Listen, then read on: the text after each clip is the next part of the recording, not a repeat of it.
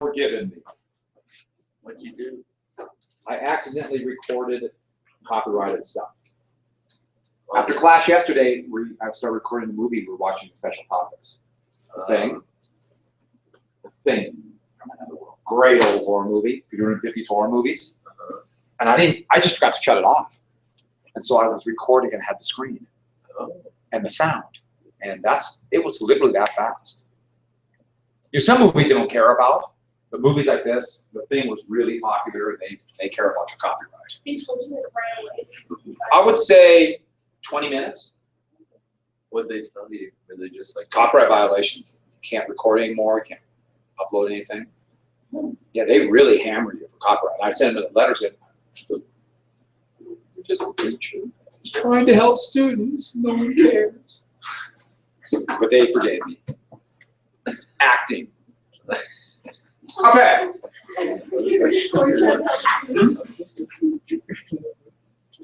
Where do we finish? We got to the white man's burden. Okay, white man's burden, good. We got white man's burden, Captain Market, all that. We're a little behind, so we're gonna go fast through this. Number 5, closing of the frontier. Anybody leave a lunch bag? Marti's home. There's stuff in it, I'm scared to open it.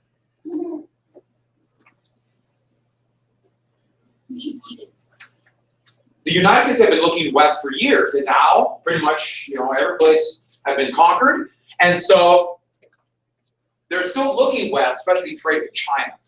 Always thinking about trade with China. You know, that really hasn't changed a lot. But now, going to leave the continental United States, and there was a real, almost a depression. No, we're done. And so a lot of people want to continue this idea of the manifest destiny, spreading American civilization. So these would be the reasons, and the United States looking westward first, kind of become the prototype of colonial expansion would be Hawaii, the Sandwich Islands. And first for whale boating, I think I mentioned that before, but in 1849, basically a pretty unfair treaty with the little kingdom of Hawaii, Hawaii would become a protectorate, meaning that it's still technically independent, but the United States would have great control, basically to make sure that Britain couldn't use the Hawaiian Islands. And by 1875, for reasons I don't know why I put a comma there, instead of saying sugar plantations, I put down sugar plantations. American plantations and American businessmen soon owned virtually all the arable land, especially sugar. Exactly. So it's just under closing the American. No, this is now a new one, new heading, the Hawaii. The first real colonial impact, the first real colony would be Hawaii. Also, this Is this another reason? No, this isn't another reason. This is now the colonization. Oh, okay. Just put in half. I'm sorry, I wasn't clear on that. Yes. So what do we say for closing the American frontier? They still want to go west. Then why would they close it? No, it wasn't close. That was just a term given to the fact that all the American west of the Pacific had been settled. So that's why they called it closing the frontier, because there's no place else to take. So they still, but So we just need to know that people still wanted to just expand. Yeah, expand and push push westward. Yeah. Hawaii being the first one. This is like a prototype of what would happen. By 1875, U.S. planters took more and more. By 1890, virtually all the arable land on these islands that were good for sugar, and then the new wonder crop, which I'm wearing today, pineapples. Pineapples were the real fruit of the wealthy. Yeah. So, oh wait, never mind. I got it. Got it. And that's a sugar plantation over there. And they were making a lot of money. The Hawaiians who lived there were almost like sharecroppers or even serfs. They were laborers. They had virtually nothing, owned by a small percentage of American planters. And there was a U.S. naval squadron by then. Mahan was. But in 1890, Hawaii got a new queen. It's a kingdom. Queen Liliuokalani. And she, who is now one of the big heroes of Hawaii, Hawaii obviously has a very interesting history, wanted to break away from being a protectorate. Her slogan, Hawaii for the Hawaiians. There she is. Now look how she's drawn. That's the way the Queen looked. And I put this map out to give an idea of the strategic importance of Hawaii, especially with coal. You got to have shipping lanes because there's hardly any islands in that area. So Hawaii became really important for the United States for Western transport. But back to this. She wanted the land to go back to Hawaiians. Soon the term will be called land reform, but we'll get to that more a little bit later. But she said, and she's correct, this land was taken away in unfair treaties and unfair deals. And so she's immediately going to become an enemy of the U.S. planters who see her as a real threat. Now remember those pictures I showed you? The hierarchy of race. Remember how they drew them? Well, look at this cartoon about Queen Liliuokalani, how they drew them, and remember the racism at this time. This is a cartoon in an American paper. Look at her face. She'd be very much like those pictures I showed you of how they showed African Americans and then before the Civil War with Sambo. So horrifically racist. They wanted to look like a savage or like an animal. And it's a scandalous government, gross immorality, and the only thing that's propping her up is Americans. And you're going to let this person rule? So they try to make her look as savage as possible. So already the planters are thinking, maybe we're going to have to do something. Now, I don't know why I put down business interests here, but one more thing we have to add. In 1890, that McKinley tariff. Remember that the Rose tariffs would dramatically increase the tariff on sugar. And Hawaii is now going to be included in this tariff. Planters like this man right here, Sanford Dole, yes, the corporation is his corporation. He started it. So you get Dole fruit, it's him. Still alive. That beard. Dole and others don't want to pay the tariff. Remember, a tariff is a tax on imports. What do they want? What's the best way to avoid that tax on imports? Export. Huh? Export. Well, they can't export, but they want to trade with the U.S. They want to trade to the U.S. Say it again. Not smuggling, but that's risky. You want to know? Could you say the question? Huh? Could you say the question? What's the best way for men like Dole to avoid that tariff by shipping sugar from Hawaii to the United States? Corruption. Well, corruption might work, you bribe people, but still you Make need it it. a state. Huh? Make it a state. Exactly. Become part of the United States. If you get the United States to annex it, remember that already happened with Texas. Remember Texas now? California will become part of the Union. Yeah. So was the McKinley tariff like the tariff they didn't want? You remember that tariff back in 1890? Yeah. Okay. But that increased the tariff on sugar. So you already have mad at the Queen. Now about this tariff in 1893, American planters and businessmen, they basically hired an army too. They tried to overthrow and would overthrow Queen Liliuokalani. The U.S. Navy, which had a naval squadron at Maui, so there's Marines there, they helped. Cleveland did not authorize this, but they helped the rebellion. A little like what happened in California in 1846. The Queen was arrested. Sanford Dole, right there, the new president of Hawaii, this new republic, and what he wanted was to be annexed. But Cleveland did not want to annex Hawaii. Cleveland looked at this like, wait a second. Not only does this really have the taint of foul play, there's something else really important about this.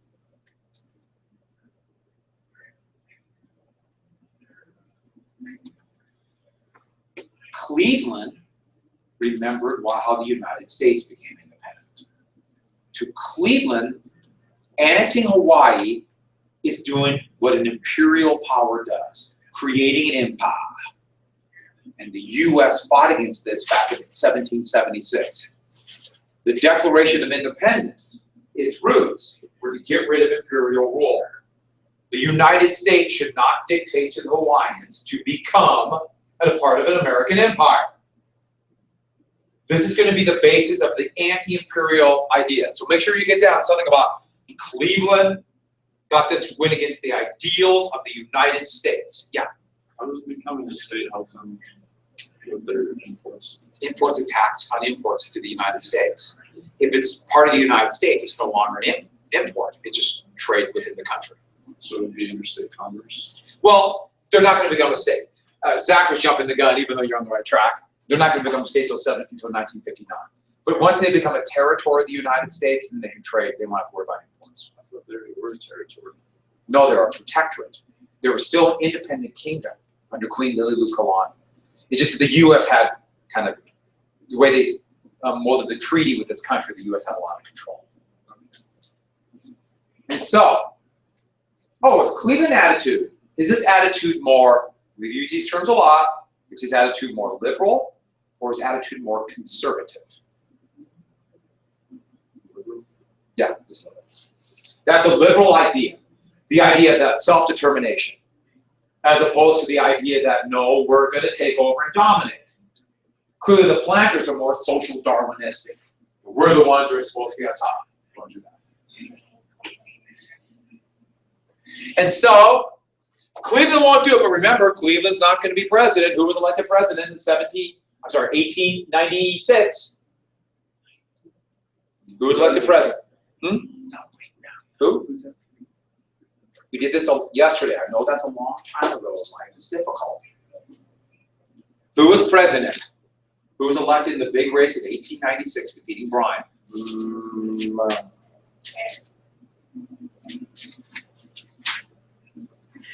Oh, it's McKinley. McKinley! So in 1898, there's the ceremony. Hawaii becomes part of the United States. Yeah. Could you go back for just a second? I have a question. Just what is it? The Sanford Dole. He made Hawaii an independent country, hoping the U.S. would annex it. Oh, okay. So he made it a republic. Remember Texas did the same thing? Okay. Oh, so he was part of the uprising. He was a leader of it. Oh, okay. So there he is becoming the territorial governor of Hawaii Territory. They did it in 1898 while the country is euphoric over defeating Spain in the Spanish-American War. The U.S. just annexed them. This cartoon, it's hard to see because of the light in here, but that's the U.S. checkmating the British. They always show John Bull as this very heavy man representing Britain. And look how they draw Hawaii. You see it? You see that? Remember the most racist time in our history. Now, Hawaii would be a territory. Territory is the same thing as saying a colony. That's what Hawaii is. And it would be a colony or a territory until 1959. Remember what I told you, that the war in the Pacific was a big colonial war. The United States attacked, the Japanese attacked an American naval base in a colony, the Hawaiian Islands. And so it was a much different type of war. Hawaii was not a state. In fact, the idea of Hawaii being a state back in 1941 would have seemed kind of silly. But in 1959, it would become a state. And they have a very hard time with this idea. Queen Liliuokalani is one of the great heroes in Hawaiian history, and her whole goal was not to be part of the U.S., but to be independent, or to become more independent. Well, Hawaii, kind of the blueprint, the using naval squadron or using Marines or something like that to help overthrow a government would become the norm for United States foreign policy. We'll call it big stick diplomacy, and that would be on Monday. But the Spanish-American War. And the Spanish-American War would begin in 1898. This is the real big war for empire. The imperialistic war, we're not going to make, okay, Mexican War, yeah, it's a war for empire. We included that part of the U.S. These are for colonies, overseas expansion. Yeah. What year did you say? 1898. Is this under colonization? No, this is a new, this is a new head, Spanish-American War. But it's still under empire. It's still under empire, still under imperialism. And this is supposed to be, they show Uncle Sam is happy because the country's growing. And McKinley's a tailor, big scissors. Tailors have big scissors. And it says Texas, Louisiana purchase, goes through all the areas the United States has has absorbed, and this is pro-imperialism. They call it enlightened foreign policy. We're civilizing people, rational expansion. So you're going to see anti and pro-imperialistic ideas. And McKinsey is somebody else, but McKinley was very much opposed to this at first. He's going to be kind of pushed into it, a little like going back to James Madison, the War of 1812. Remember Madison way back when? So, almost jumped the gun. Remember, the United States wanted not only colonies for a captive market, but also for a naval base. Who wrote the Influence of Sea Power? Mahan. Alfred Thayer Mahan. The big issue was, remember when I said closing the frontier, looking westward, trade with China. So the US is not only thinking we want bases to protect our trade, but we also want that captive market. So looking to west, what would be a good, or looking westward towards Asia, what would be a good place to colonize and take? It's really hard to think of one. Japan, Japan was very powerful by then. China, far too big. And then the British, the French, and the Dutch had scooped up most of the other colonies. But there's one place. Huge, big population. It is a colony, but the country that controls it is weak. It's near China. What place is that? The I Philippines. said that like 800. Did you really? Mm-hmm. Did you? I don't know. I was I did. Because usually Japan's too strong. I'm sorry to hear. Maybe I feel so focused on what I was going to say. But here's the thing. The Philippines. So Spain controls it. The U.S. is thinking the Philippines by the middle 1890s. Not everybody U.S., just some people. A few people, the Philippines. We need the Philippines. Pretty good. How do we get it? Well, there actually was a revolution in the Philippines, but there was a revolution in Cuba. Cubans were revolting against Spanish rule. Now, the vast majority of Cubans, almost 70%, were the descendant of African slaves, still today. And a large percentage of those 100% Spanish birth Creoles, they were, for the most part, kind of an independent student. Spain was decrepit. And the United States had been eyeing Cuba going way back to, remember the filibusters? I mentioned those a while ago, back in the 1850s, or when in Cuba or Nicaragua. The U.S. had had their eyes on Cuba for nearly 70 years. Expansionists were thinking Cuba would be great. So in the 1890s, Cuba was having their third civil war. 1870s, 1880s, now in the 1890s. And the United States more and more was paying attention to this. Partially because of this more liberal idea, we want to help people determine their own fate, and also, we can get it. We can get Cuba. But then remember, on the back, there's the Philippines. And so this cartoon, or this political cartoon, gives you a pro-helping Cuba out, but it has a message to it. So, first off, that's supposed to be Cuba, and because of the Civil War and everything going on, it's anarchy. Spanish misrule, it's a frying pan, so obviously that's not helping either. And look at poor Cuba. How do they draw Cuba? Angel. Helpless angel, someone care about? A woman. Does that remind you of another picture I showed you yesterday? Remember the white, the Caucasian surrounded, remember the hierarchy of race one? Doesn't she kind of look like that?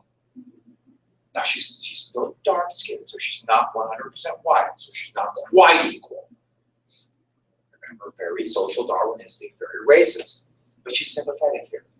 Just wait till how they show Cuba a little bit later. We want to be sympathetic. So it's saying we should help.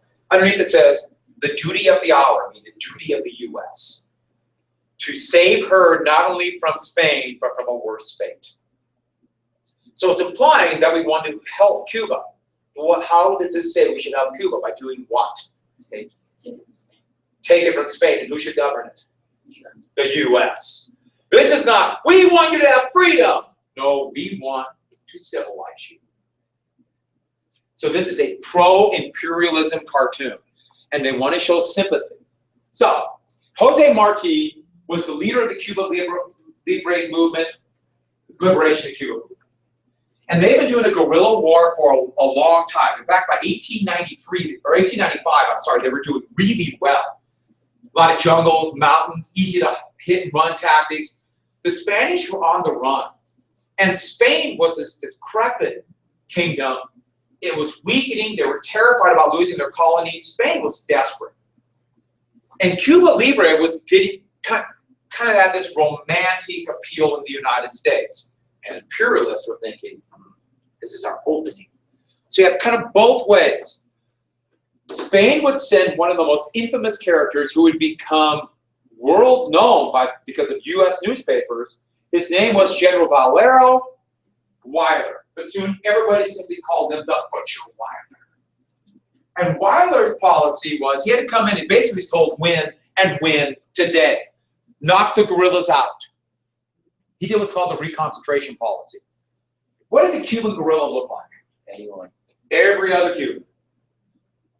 And the idea was, by Weyler's idea, the Cuban guerrillas were getting helped by regular peasants. The peasants were helping them, or at least not telling on them. So they literally divided up Cuba into small areas. And then everybody, all the peasants in those areas, they reconcentrated them by putting them into one place, one camp. With the idea being, all the peasants in here, we control. Everybody outside the camp then must be a what? Guerrilla. And we can kill them. And it wasn't just that policy to concentrate them. They also wanted to punish the peasants. You should not have allowed the guerrilla movement to go. So partially because they were inept, partially because it's a purposeful effort, camps were hells on earth. Very little shelter, almost no food. This was done on purpose. Terror. Basically saying, when we're done, don't do it again, or this will happen again. By the way, I wonder what's going to come directly from the title Reconstruction Policy. Good, this time I heard you. Concentration camps. The term concentration camps comes from General Weyler's reconcentration policy. The British would use it in the Boer War in South Africa. Some of you, I think, should remember that. I know two of you better remember that. But the Boer War in South Africa, the United States would do it in the Philippines, just a couple years after condemning them for doing this. And it would happen in World War I and World War II. The Soviet Union would do it.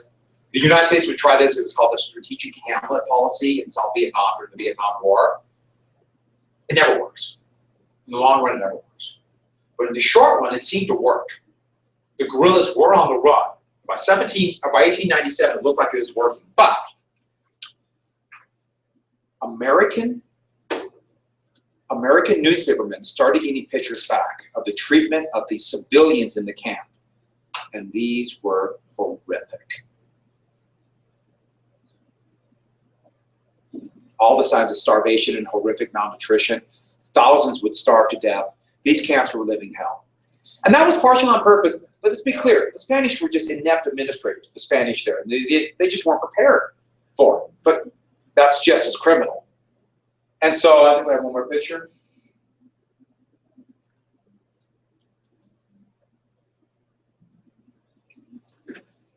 Now these are supposedly people they're not guerrillas. And so even though the war got better, in the United States, there's more and more media coverage. Partially because, almost forgot. And then the guerrillas they captured would be tortured to death. What's called garroting or garroting, depending on this. You can pronounce it either way. And the reason I put that up there is just to give you an idea of what they did. And if you look at this, this is actually done just for show. They're not actually strangling him. But what garroting means is slow strangulation. Now, normally it'd be done with a rope. And you get a rope and kind of loop it around a stick, and then that slowly twist it. So you can make them live for 2 months, or not 2 months, or 2 days. Slowly strangle them. But a special seat was made. This one's not real. I don't know. This one, I don't know if that's real or not. I know for a fact that one's just staged. behind there, and then see, you put a leather strap around the neck, then they have this thing, you know, it's pointed. And it will go into the back of your neck, so slowly pushing you into it. And always was, will your spine be severed first, or you choke to death? Horrific torture. All executions, torture. But this is a especially nasty one. They would do these big public garroting. Well, this will get back to the United States.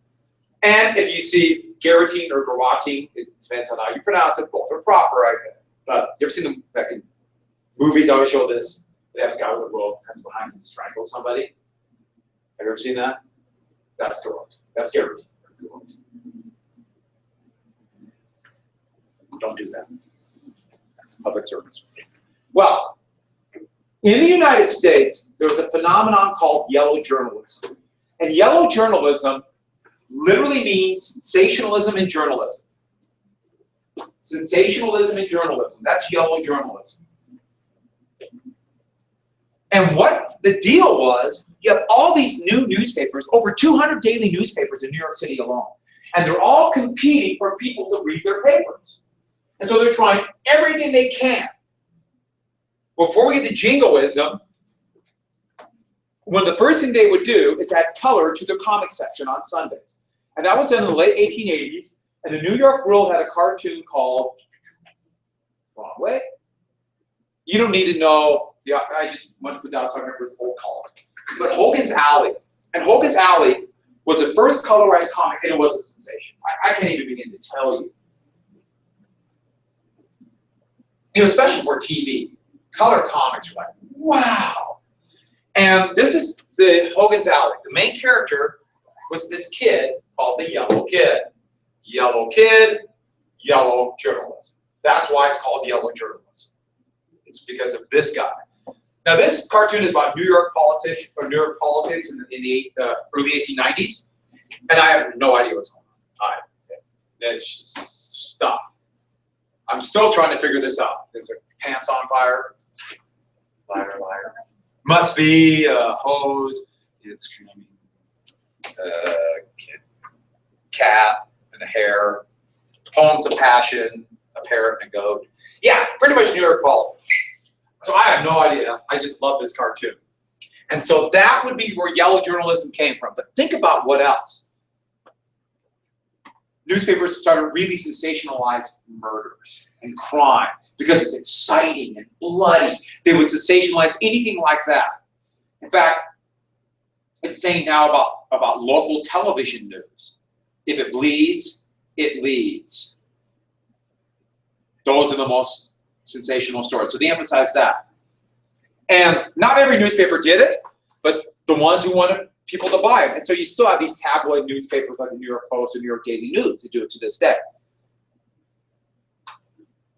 Well, one of the best ways would be jingoism.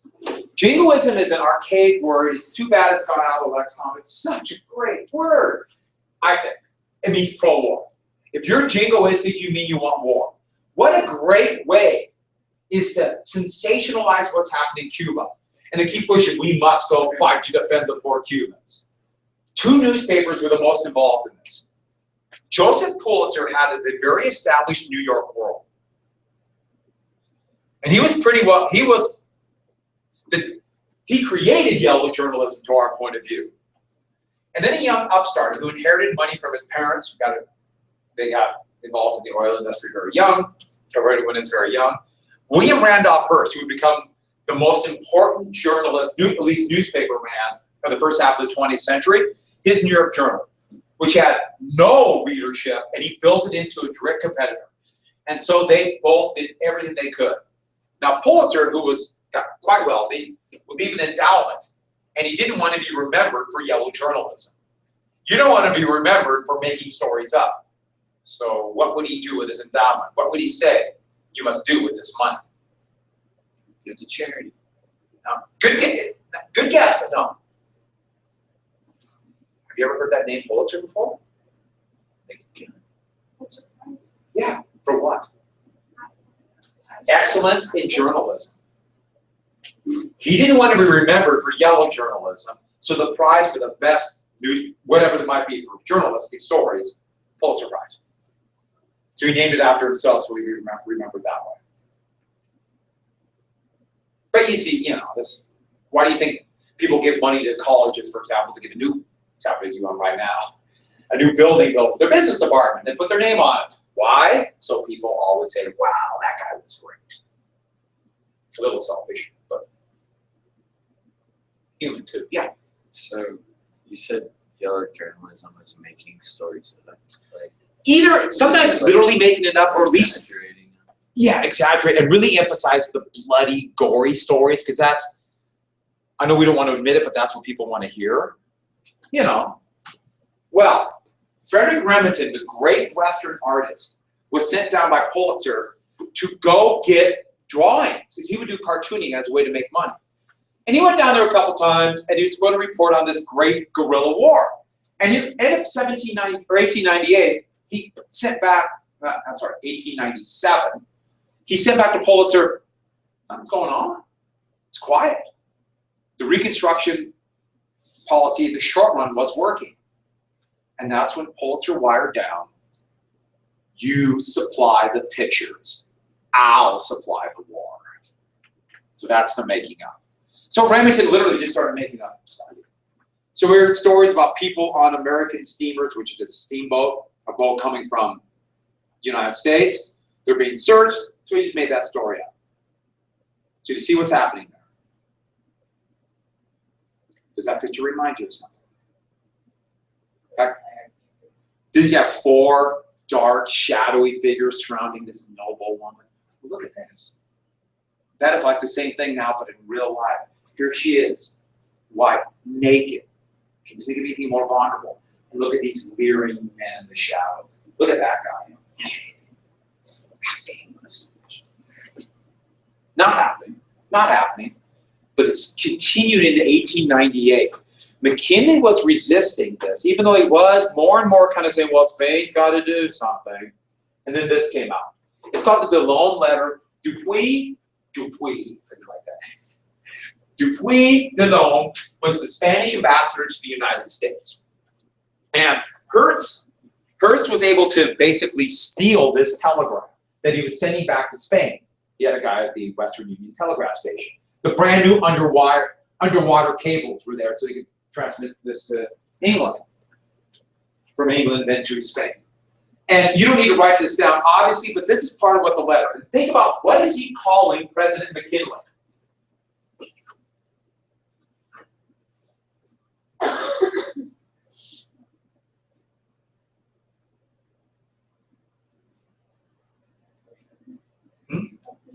Yeah, he's pushover. He'll do whatever you want. He's weak. And I love that. He tries to leave the door open behind him. So he will support the war, but why is he leaving the door open behind him? What does that mean? So you can escape. So he can what? Escape. Yeah, escape and support what? He can be for the war and then do what? Be against it. Be against it. He's weak then. This caused such a reaction. Even people who didn't like McKinley were saying, how dare you call our president this? And the newspaper said, we must punish Spain. We must do something about Cuba now. And McKinley had to act tougher. Once this happened, McKinley had to do something against Spain. He had to. Or he would be, or basically people would say, they're right. Dewey is right. So, we can't let somebody from Spain criticize our president. Oh yeah, we can criticize our president all the time, but not another country. McKinley's Undersecretary of the Navy, a very young Teddy Roosevelt, said that McKinley does not have the backbone of a chocolate eclair. Sounds pretty good right now. Who likes chocolate eclairs? No. Come on, guys. You don't like chocolate eclairs? Zach? I love them. Eamon? They're good. Who's going to bring them? I'll bring 2. You bring 2? One for me. And one for who? There you go. You're going to go far in life. We should have chocolate eclair dare. Chocolate eclair dare. So, McKinley ordered the USS Maine, an obsolescent battleship, so it's near the end of its career, to Havana Harbor. They went to Havana Harbor capital of the Cuban colony, Spanish colony of Cuba, just to intimidate the Spaniards. He also would issue a ultimatum, but the big thing is that ship was there. Where was it? Outside Cuba. In Havana Harbor. They just sailed in Havana Harbor and anchored it. U.S. is not at war with them, and they could do, I mean, technically, but this was clearly meant to intimidate. McKinley was still hoping he could just get it without war. But then, this newspaper headline shows it all. February 16th, 1898, what happened to the Maine? Blew up. It was sunk. And who did it? Spain. If you look at that paper, it looks like the Spain. Well, you notice it doesn't necessarily say Spain, but they say work of an enemy. Down here, naval officers think the Maine was destroyed by a Spanish mine, but it doesn't say the Spanish did it, they think. And then what else do you see in this picture? Do you see it? Do you see, look at the, don't look at my fingers. You see it? A mine. It all must be true. The Spanish have done it. Now, that's Hearst's paper. Pulitzer, yeah. So did the ship actually sink, or did they say this to get people mad? No, it blew up. The ship blew up. 260 sailors died. This is what the world shows. A massive explosion, and not only that, they even show an American sailor on fire, blown out from the ship. Who did it? A bomb or a torpedo. Who did it? Well, I think this cartoon pretty much sums it up. Look how they draw Spain. Now, what do we know? It was blown up. Very quickly, Spain was blamed, and this would be the excuse. In fact, the slogan, remember the Maine and to hell with Spain. Now think about this logically. Why would Spain blow up this ship? Spain, an empire in decline. They have this really big ocean called the Atlantic between them and Cuba. The United States is only 90 miles from Cuba. Let's put it another way. What could Spain lose by blowing up their name? Cuba. Cuba and other colonies too. There's no logical reason unless they're bruising animals, right? That must be the only reason. They're insane for them to do this. But what they came out is the Maine was blown up by Spain. This mass is in Arlington Cemetery now, and this is the funeral procession in New York City of some of the dead when they were brought back. And this would be used as an excuse on April 25th, 1898, to go to war with Spain. Now, Hearst's newspaper says the U.S. declared war. It didn't really declare war. There's a lot of weasel words written into the law, essentially saying we're going to war, but it doesn't quite say it. It gave the president the authority. A lot of a lot of people in Congress, members of Congress, did not want to vote for war. Tiffany had a question. April 25th, 1898. And the big thing you just need to know is 1898. What happened to the Maine? We know it blew up. 260 sailors died. What happened? Do we know? What actually happened? To this day, we're not sure. They said Spain did it, but they had no idea. They just blamed Spain. And that would be the excuse. Almost certainly it was a fire probably in the coal bins with coal dust. That coal dust is incredibly volatile. And steam engines will blow up all the time because of this. In fact, to this day, power plants with coal, it's a real issue. They can blow up because coal dust is so incredibly volatile. Heck, wheat dust, grain will blow up. And so, almost certainly that. But we said Spain did it. Has this happened before? Oh, you remember where? Yeah, the Mexican War. American cavalrymen were killed, and we said the United States government, said President Polk, said that Americans were killed on the north side of the Rio Grande, but they very well could have been on the south side. Will this happen again? Yes. very similar things will happen a number of times. The best example would be the Gulf of Tonkin. That would be the justification to go into a civil war in South Vietnam, the Vietnam War. And in fact, during the most jingoistic time of my lifetime, 2002, 2003, the United States government said for certain that Iraq had weapons of mass destruction. Well, they had no idea. As it turned out, they didn't have them. They also said that implied that Iraq was involved in the September 11th attack, which they had nothing to do with. In fact, they were enemies of the people who did it. So this has happened in the future. Once again, you see this cycle. It just keeps coming back. It's never quite the same people. People tend to die, and so we get new people, but it happens again and again. And people forget, don't know, can't relate it. So, Teddy Roosevelt's the Undersecretary of Navy. Teddy Roosevelt wired out from his own office on the telegraph line that went now across the Pacific Ocean too, for the remarkable piece of technology. Wait a minute, across the Pacific? What? Pacific? What's the war about? What place again? Spain and who? Cuba. Across the Pacific? What are we talking about here? China. Philippines. The Philippines. The very first action by the United States military. We had a fairly big Navy, virtually no army, but a fairly big Navy.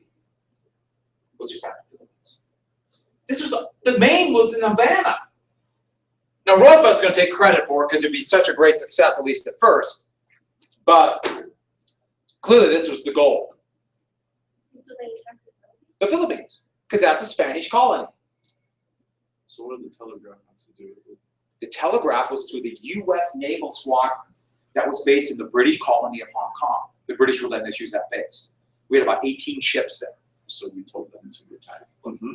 To knock out the Spanish fleet there. So we knock out the Spanish fleet there, then the U.S. can come whenever they get soldiers ready to cross the Pacific and take it. And so, just 5 days after the declaration of war, and you think about how fast that is, because they still had the steam across there, they had to get supplies, and get coal. We're going to have the Battle of Manila Bay, where the United States fleet will attack the Spanish fleet there. The U.S. fleet had steel armor, better guns. The Spanish fleet still had iron armor, which is not near as strong. Yeah. So what was Dewey? Dewey is the commander of the American fleet. He'd become the first real big hero that songs written about him that talk about him being president. And when I looked for a picture of Dewey, this is what came up. So there's Dewey on his way sailing to. You're laughing at Dewey? He'd be one of the great heroes. Who is that? Yes. That's Mickey Rat. The first Mickey Mouse cartoon was what Steamship Mickey or Steamboat Mickey. He's captain of the steamboat. So Mickey Rat also did one, which I would argue is a much better one. You like Mickey Rat? You're a good man. There's Dewey. I prefer the other one. And they destroyed the Spanish fleet. It wasn't like this decisive battle that you think, like all these Spanish ships were sunk. It was more they just kind of wore them down. The U.S. ships had 6, 8, and 10-inch guns on them. So they could fire 15 miles, but they didn't know how to aim them yet. They still were practicing like it was 1806, and they had one line of ships, and 100 yards away, another line of ships, and they're just blowing each other away. Over 99% of all the shells fired in this battle missed. It's amazing they hit anything. But then again, I want you to think about this. How do you aim at something 15 miles away when all you have are binoculars? Close enough. Great.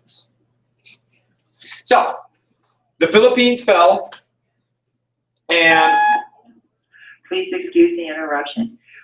Students, if you prepaid for winter formal pictures at the dance the other night, the pictures can be picked up in the counseling office from Mrs. Evans. ah!